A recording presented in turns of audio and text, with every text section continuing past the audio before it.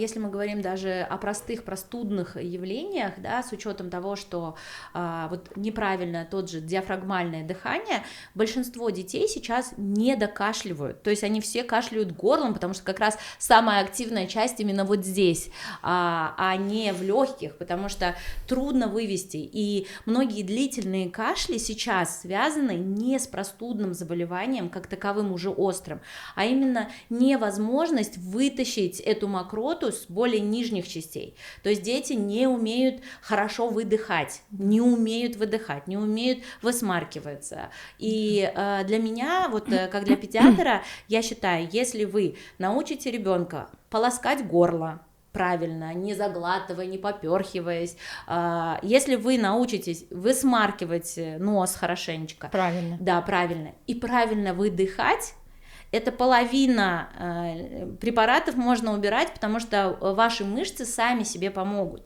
И кроме этого, вот когда я слушаю сейчас детей, если раньше мы жесткость определяли по сокращению выдоха, то сейчас у здоровых детей выдох сокращен. То есть дети наши находятся в симпатике. То есть как у нас активируется симпатика? Это вдох, вдох, вдох. Ну, например, а как? А почему? А зачем? А кто? А как?